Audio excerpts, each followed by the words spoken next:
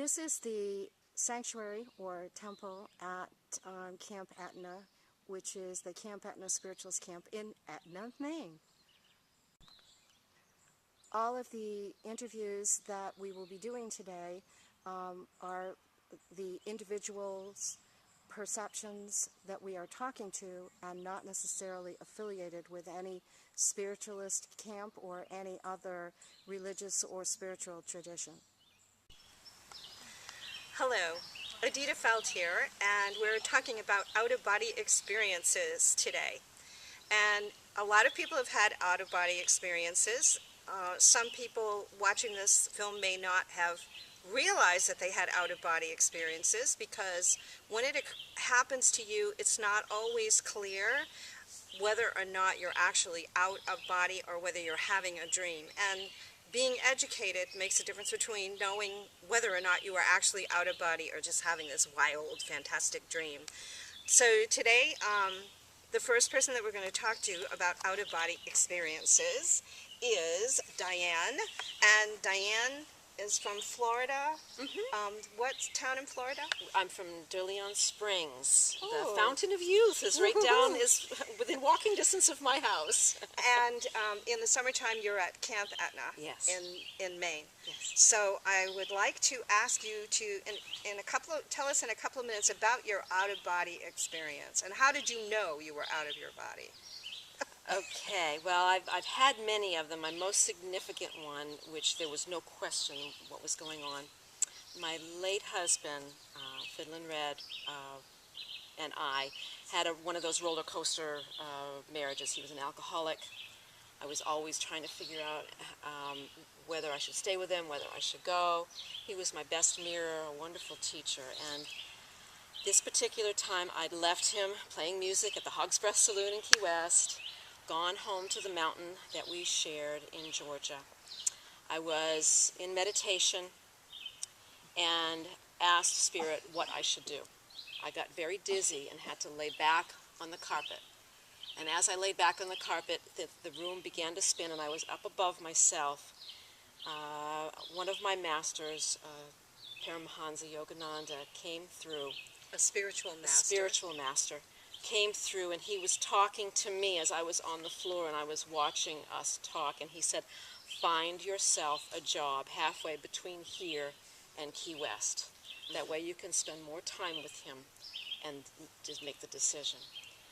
Well, within a week, I had landed a job in Trenton, Florida, which is 5 miles less than exactly halfway between the two places. So okay. So how did you know you were having an out-of-body experience? The spinning, the actual spinning, and the fact that I was floating up above myself and looking down, gave me the idea that that would be an out-of-body experience. Yes.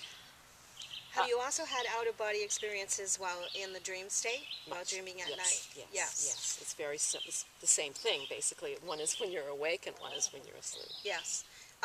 When you're doing out-of-body experiences in the dream state, how would you characterize that as opposed to astral projection? Okay. If you don't mind my asking. Astral projection, in my opinion, would be more of my wanting to go someplace else. I'm going to project myself into an astral plane.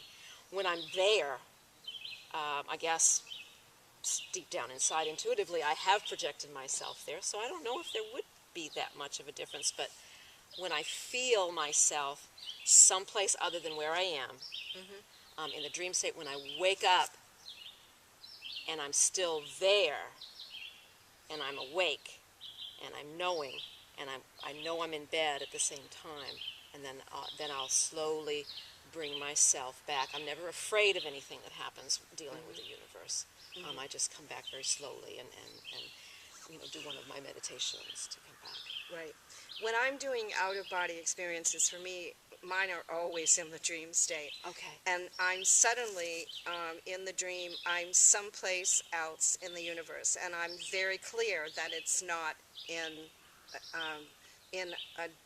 a dream reality. It feels like it's so real. It's too real to be a dream. And when that occurs to me, Often I return to certain places where I've been to before when I'm doing the astral projection or out-of-body experience in the dream state. So for me, it always feels more real Yes. than a dream would feel. And oftentimes people come to see me. We meet in like sort of cocktail lounges. I don't know how else to describe it. It's a place where a whole bunch of people that you haven't seen in a long time come together in the dream state, and you're talking with friends you haven't talked to in a long time. Some of them may be on the other side and may Right. have died, and their spirits have come to update you as to what's going on in the world. To me, that's very fascinating. That there is, it seems to be this place that's in between this concrete reality and the world of spirit. There's a place in between where people meet to get caught up on what's happening in their life. I had a lot of those dreams when I was pregnant with my youngest son. And my great-grandmother, who was dead, would come and talk with us in the dream state. We were in like a picnic area, and she was telling me what was happening back in the United States while I was living in Germany in the dream state. She would update me, and my mother, who was still on the earth plane, would come from the United States. So my great-grandmother from spirit, my mother who was in the United States, and I'm in Germany sleeping, and we're all together in this sort of picnic area. What a lovely way to get together. It was awesome. It continued all through my pregnancy. Oh, that's excellent. Yeah. When I dream, I'm always aware that I'm dreaming. Or at least that's the way most times I would say. Yes. Never say always or never. But I do believe that when I'm dreaming, most all the time, I'm saying to myself, oh, this is just a dream.